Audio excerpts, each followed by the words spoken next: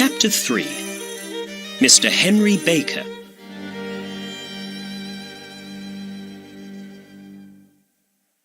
Holmes took the blue diamond in his hand and looked at it.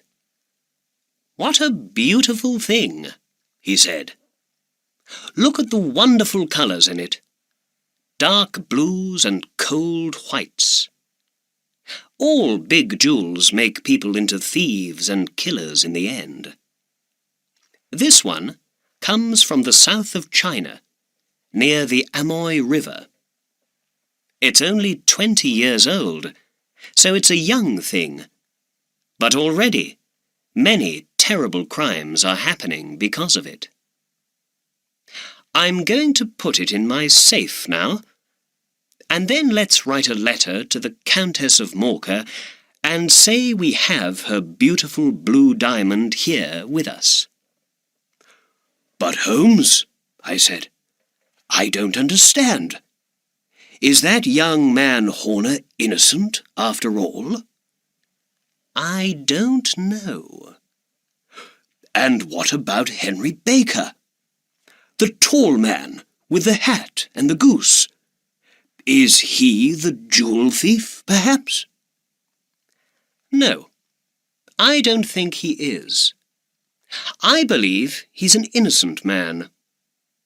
I don't think he knew there was an expensive diamond in his goose, a jewel worth more than £20,000. But let's wait and see. Perhaps Mr. Baker's going to answer our advertisement this evening, and then we can learn something more about him." "All right," I said.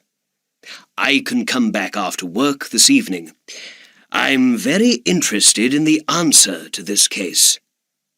"Good," replied Holmes. "Dinner is at 7 o'clock. I got to Baker Street at 6:30 that evening. There was a tall man already at Sherlock Holmes's front door when I came down the street. He wore a long winter coat and had a Scottish hat on his head. When I arrived next to him, the door opened. Mrs. Hudson, Holmes's housekeeper, said, 'Good evening' to the two of us, and we went in and upstairs to Holmes's room. "Mr. Henry Baker, I believe," said Holmes to the man when he came in. "Please, sit down." Holmes looked at me and smiled. "Ah, Watson, good. You are here when we need you." Then he looked back at his other visitor. "Is that your hat, Mr. Baker?" Mr. Baker looked at the hat on the chair. "Yes, sir. That's my hat. There's no question about it." He was a big man with a big head, an intelligent face, and grey hair. I remembered Holmes's words about him. He wore a dirty old black coat with no shirt under it, but he spoke slowly, quietly, and carefully. I looked at him and listened to him, and I thought, yes, this is an intelligent man. He was rich once, but now he has no money, and things aren't easy for him. "We found your hat and your goose some days ago," said Holmes. "But we couldn't find you very easily, Mr. Baker. We didn't know your address. Why didn't you put an advertisement in the newspaper with your address in it? We waited and waited for an advertisement from you, but saw nothing." Mr. Baker smiled. "I'm sorry. Advertisements are expensive, and I haven't got a lot of money these days. I had once, but not now," he went on. "And, well, I thought those young men in Tottenham Court Road had my hat and my goose, and I didn't want to put an expensive advertisement in the newspaper for nothing." "I understand," said Holmes. "Now, before we say more, I must tell you something about your goose, Mr. Baker. I'm sorry, but, well, we ate it yesterday, you know." "You ate it?" said our visitor, and he stood up excitedly. "Yes. Well, we didn't want it to go bad, you see. But we bought a nice new goose this morning for you. It's on the table there, by the door.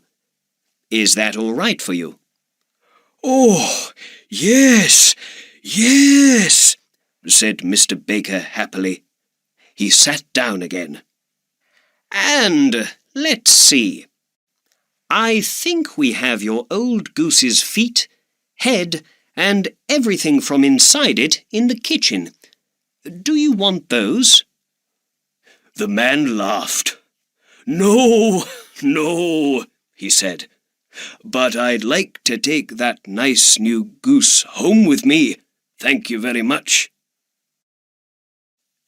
Sherlock Holmes looked at me with a little smile. "Very well," he said to Mr. Baker.